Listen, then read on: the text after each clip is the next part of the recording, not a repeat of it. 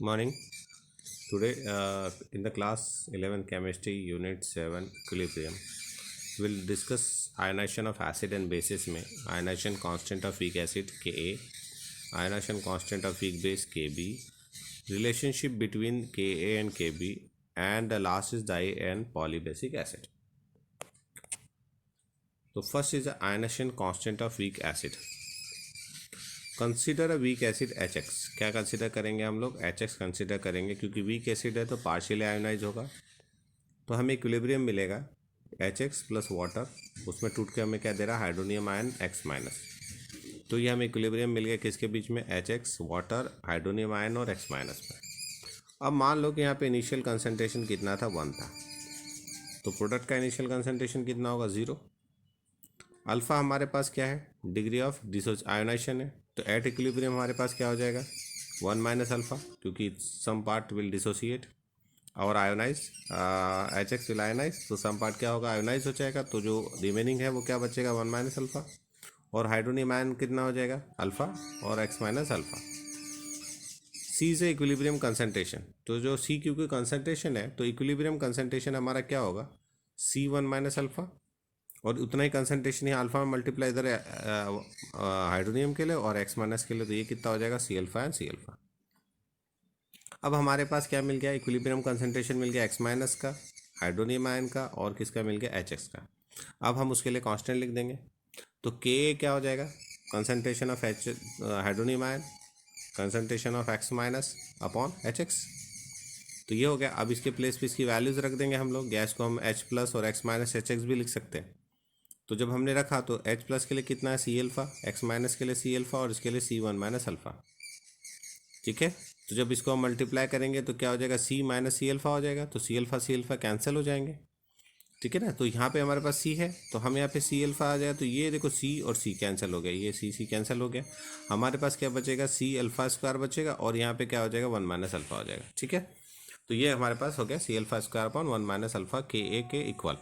तो ये हमारे पास के का फार्मूला होता है, के इज इक्वल टू क्या होता है? C alpha square 1 minus alpha.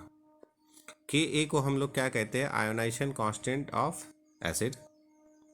किसी भी टेम्परेचर पे के क्या होता है? स्ट्रेंथ ऑफ एसिड का मेजरमेंट है। जितनी हाई वैल्यू के की होगी माना जाता है उतना स्ट्रॉन्ग एसिड होगा, तो लार्जर द वैल्यू ऑफ के stronger will be the acid.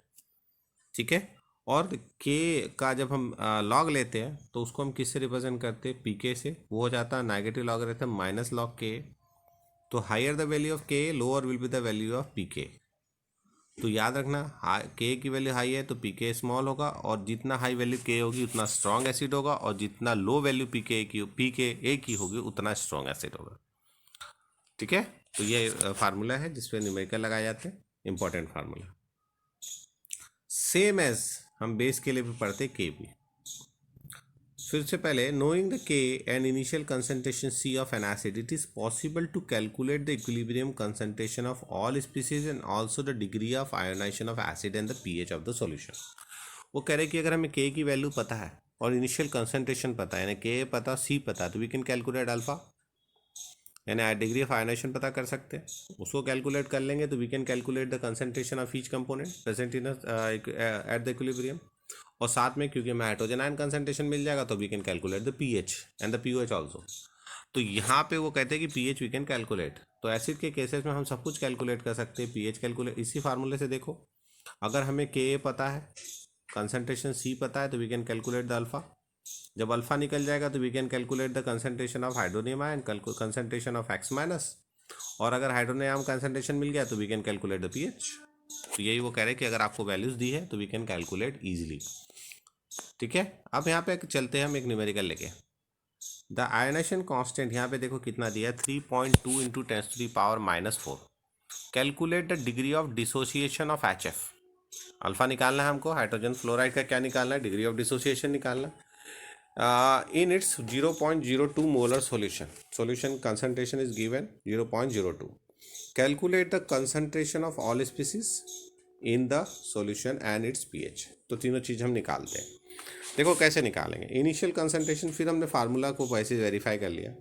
Initial concentration मान लिया 1 है, इसका 0 है, 0 है। इक्विलिब्रियम कंसंट्रेशन क्या हो जाएगा? C1 minus alpha, C alpha, C alpha. तो सी तो हमें ऑलरेडी दिया है, कितना है 0.02, तो हमने यहाँ रख दिया, तो ये आ गया 0.02 1 माइनस अल्फा, यहाँ आ गया 0.02 अल्फा 0.02 अल्फा। अब इसको हम फार्मूले में पुट कर देते हैं, तो के इज इक्वल टू क्या होगा, C alpha square 1 minus alpha, K की वैल्यू 3.2 इंटू 10⁻⁴, अल्फा हम निकाल लेंगे क्योंकि सी का वैल्यू हमको यहाँ दी है, तो जब हम पूरा कैलकुलेट करेंगे तो विल गेट द अल्फा 0.12। हमें डिग्री ऑफ आयनाइजेशन मिल गया, तो डिग्री ऑफ डिसोसिएशन हमको मिल गया यहाँ पे सबसे पहला, कितना आ गया हमारे पास डिग्री ऑफ डिसोसिएशन 0.12। अब हमको क्या चाहिए, कंसंट्रेशन चाहिए, तो कंसंट्रेशन का फार्मूला क्या हमारे पास सी अल्फा है, तो hydronium ion and fluoride ion concentration किससे निकलेगा, सी अल्फा से निकलेगा। तो कितना आ गया 0.02 इंटू 0.12, हमारा आंसर आ गया कितना 2.4 इंटू 10⁻⁻3। ये मिल गया हमें किसका कंसंट्रेशन, हाइड्रोनियम आयन का और फ्लोराइड आयन का। लेकिन HF का कंसंट्रेशन अलग निकलेगा। अब अगर हम यहाँ HF का कंसंट्रेशन निकाल रहे हैं तो HF का कंसंट्रेशन क्या है, C1 माइनस अल्फा है। कंसंट्रेशन कितना है 0.02, अल्फा की वैल्यू कितनी है 0.12, 1 में से माइनस किया मल्टीप्लाई किया, विल गेट द 17.6 इंटू 10⁻⁻3। तो हमको यहाँ पे क्या मिल गया, HF की वैल्यू भी मिल गई। अब देखो हमें हाइड्रोजन आयन कंसंट्रेशन मिल गया, फ्लोराइड आयन मिल गया, HF मिल गया। अब हमको निकालना pH, तो pH के लिए तो हमको कौन सा कंसंट्रेशन चाहिए, हाइड्रोनियम आयन, वो कंसंट्रेशन हमारा कितना है 2.4 इंटू 10⁻⁻3। अब हम उसको pH के वैल्यू में पुट कर देंगे, तो pH क्या है माइनस लॉग हाइड्रोजन आयन। अब हमने यहाँ पे रख दिया इसको, तो हमारा आंसर आ गया 2.62 सॉल्व करने पे। तो अब देखो हम इससे सब निकाल सकते हैं, हम डिग्री ऑफ आयनाइजेशन निकाल सकते हैं, हम इससे क्या नाम है कंसंट्रेशन निकाल सकते हैं, इससे हम क्या निकाल सकते हैं, pH भी निकाल सकते हैं। समझ के बात को, तो ये चीज़ें आपको ध्यान रखनी है कि हम इतनी चीज़ें कैलकुलेट कर सकते हैं with the help of if the ionisation constant and the concentration if given. फिर है नेक्स्ट है ionisation constant of weak base. कुछ अलग नहीं है इसके अंदर, अगर इसको देखें तो सेम फार्मूला है, देखो MOH gives M plus OH minus. इसमें भी कंसिडर करेंगे तो वो हाँ हम कंसिडर करेंगे कि 1 है, फिर ये 0 है, 0 है, आफ्टर सर्टेन इंटरवल जो इक्विलिब्रियम मिला तो वहाँ पे कंसंट्रेशन कितना हो जाएगा 1 माइनस अल्फा, इसका कितना हो जाएगा C अल्फा, इसका भी कितना हो जाएगा C अल्फा। तो जैसे हमने एसिड में लिखा सेम बेस में भी आ जाएगा।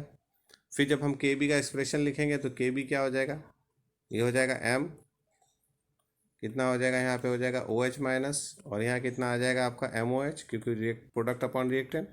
अब इसकी वैल्यू कितनी है C अल्फा, इसकी वैल्यू C अल्फा, इसकी C1 माइनस अल्फा। जब हम उठा के यहाँ पे रख देंगे तो जैसे ही हमने यहाँ पे रखा हमको KB ये मिल जाएगा, C alpha C1 minus alpha. अब इसमें से CC कैंसिल होगा तो हमारे पास सेम आया, KB वही होता है, KB के भी फार्मूला वही है, C alpha square upon 1 minus alpha. अब ये हमें मिल गया। जब हमें ये मिल गया तो यहाँ पे भी देखो KB किसके लिए है, आयोनेशन कांस्टेंट ऑफ बेस है, तो अब KB की वैल्यू जितनी हाई होगी बेस उतना स्ट्रांग होगा।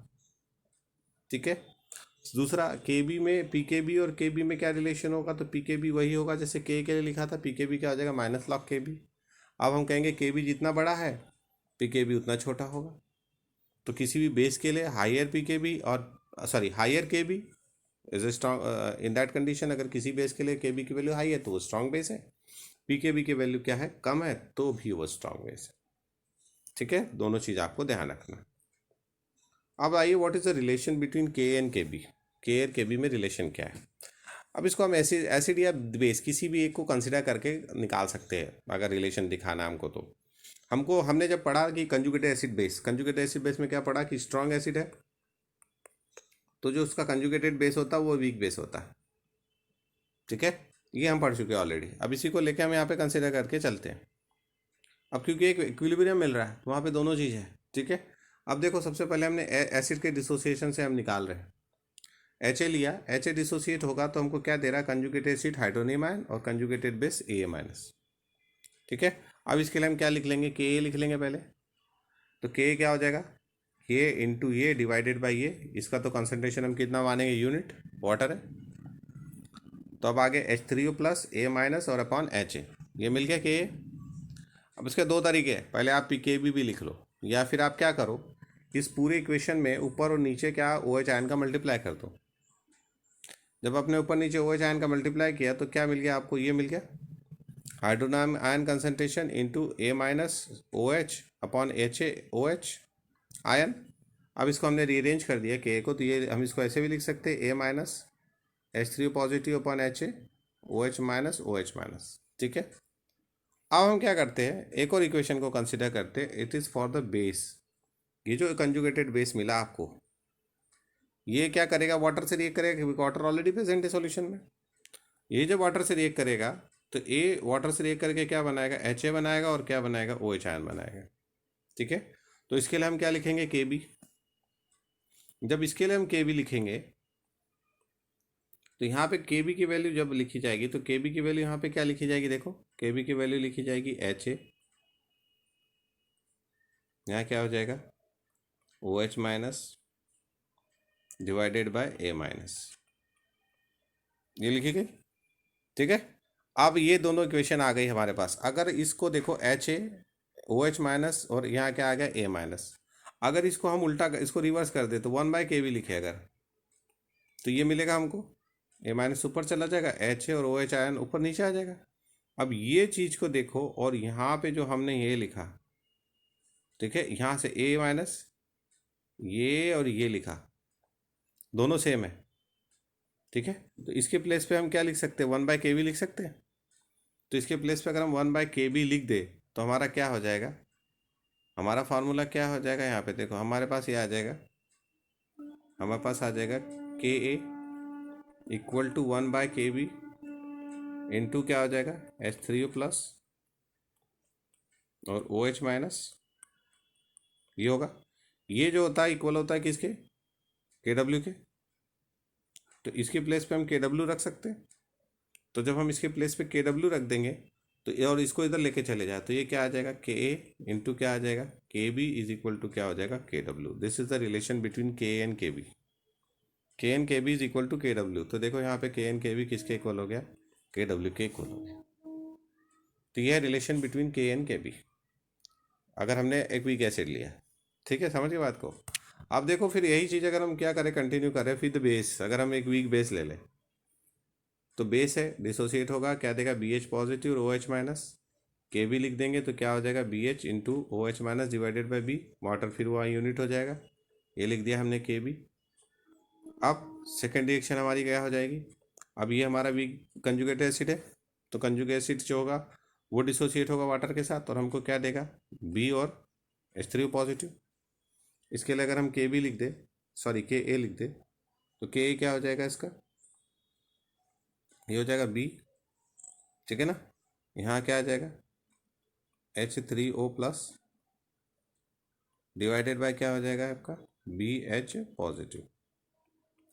ओके, अभी दोनों इक्वेशन मिल गई आपको, KB के लिए मिल गई, KA के लिए मिल गई। अगर 1/KA लिखेंगे तो क्या आ जाएगा, 1/KA ये आ जाएगा क्योंकि BH ऊपर चला जाएगा, BH प्लस, और ये B और H3 पॉजिटिव नीचे आ जाएगा या H प्लस नीचे आ जाएगा, तो ये लिख सकते हैं हम लोग KA। अब हमें KB मिल गया, KA मिल गया, सेम रिलेशन मिल गया।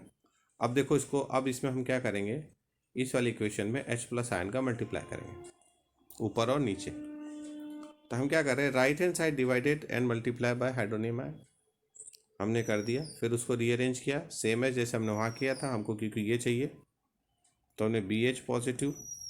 ठीक है, अगर इसको हम बड़ा करके भी देखें, देखो क्या ले लिया हमने, BH positive, BH plus OH और H माइनस। अब देखो ये और ये सेम है, तो in place of that we can write 1/KA, और ये किसके इक्वल है, KW के इक्वल हो गए। तो यहाँ पे अब इसको इधर ले जाएंगे तो क्या हो जाएगा, KA into KB is equal to KW। तो हमको ये रिलेशन फिर मिल गया। तो ये एक तरीका है रिलेशन निकालने का बिटवीन KA एंड KB। तो KB का और KA का रिलेशन क्या होता है कि KA into KB is equal to KW always. Clear.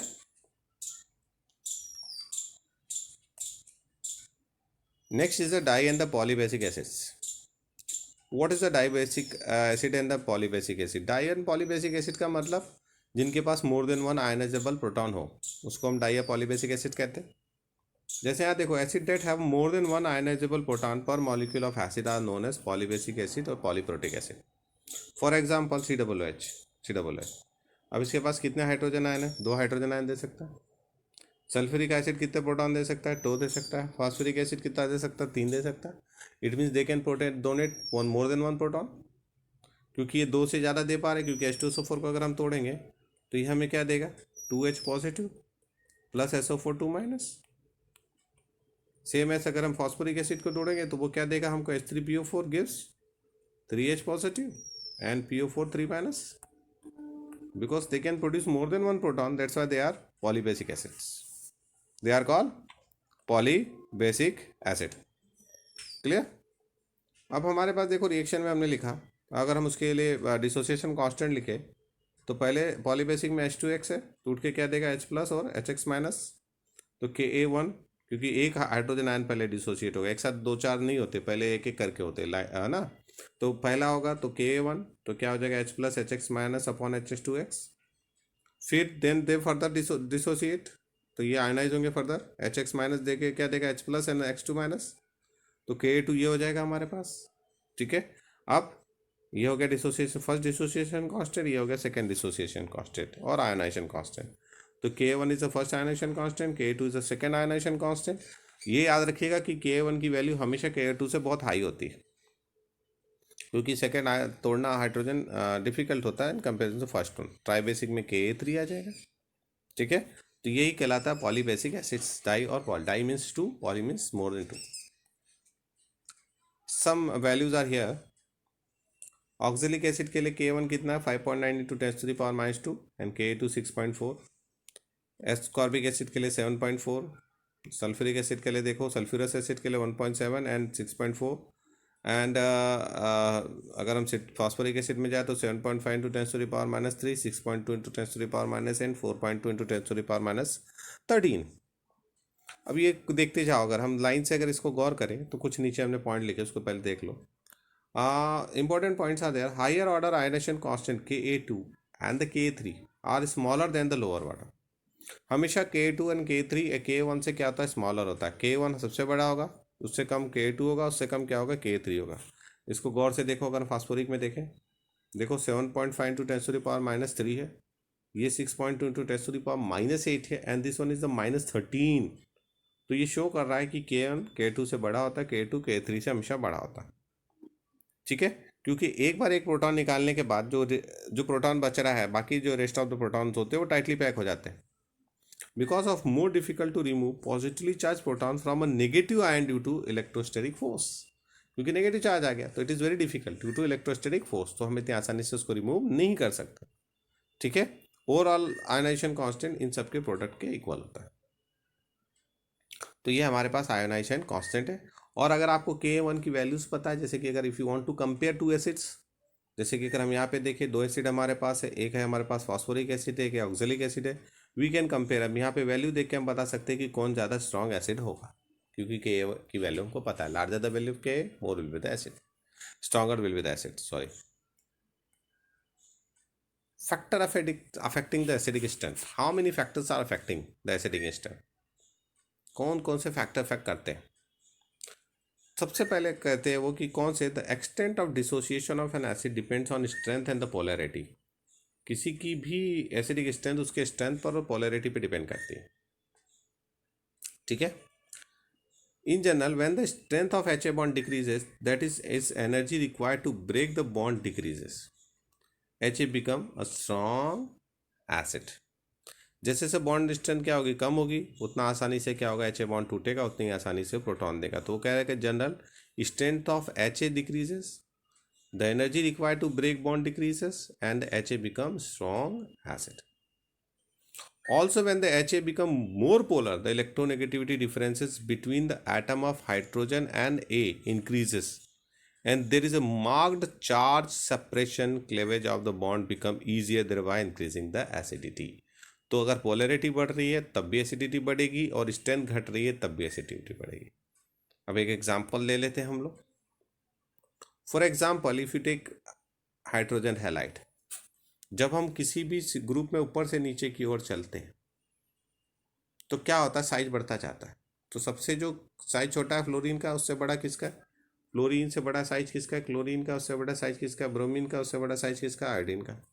और जब सब आपस में हाइड्रोजन के साथ कंबाइंड हो रहे हैं तो क्या बना रहे हैं, HF बना रहे हैं, HCl बना रहे हैं, HBr बना रहे हैं, HI बनाएगा, है ना। अब क्या होगा, क्योंकि साइज बढ़ता जा रहा है तो बॉन्ड, हाइड्रोजन और जो एलिमेंट है उसका बॉन्ड भी क्या होगा, बॉन्ड लेंथ बढ़ती चली जाएगी। तो इसीलिए वो कहते हैं कि जैसे जैसे हम ऊपर से नीचे की ओर आते हैं In the periodic table, HA bond strength is more important factor to determine the acidity. जैसे जैसे हम ऊपर से नीचे की ओर आ रहे हैं, साइज बढ़ेगा, बॉन्ड स्ट्रेंथ घटेगी और हाइड्रोजन देना आसान होगा, यानी प्रोटॉन देना आसान होगा। तो इसीलिए HF वीक एसिड है और HI स्ट्रॉन्ग एसिड है। तो ये होगा, साइज बढ़ने के साथ एसिडिक स्ट्रेंथ बढ़ता है। नेक्स्ट क्या है, in the same period of the periodic table, अगर एक ही पीरियोडिक टेबल में चले तो लेफ्ट टू राइट जाने पे साइज घटता है, लेकिन पोलैरिटी बढ़ जाती है, क्योंकि इलेक्ट्रोनेगेटिविटी डिफरेंसेस बढ़ते, तो एसिडिक स्ट्रेंथ भी बढ़ेगी। In the same period, the periodic table, HA bond polarity become the deciding factor for determining the acidic strength. As the electronegativity of A increases, the strength of the acid also increases. For example, अगर इसको देखो तो HF is more acidic than H2O, H2O more acidic than ammonia, ammonia is more acidic than CH4. Electronegativity भी देखेंगे तो यही order हमको मिलता है। Fluorine more electronegative than oxygen, oxygen more electro than nitrogen, nitrogen more electronegative than carbon. तो this is the factors, they are affecting the acidic strength. Okay, thank you.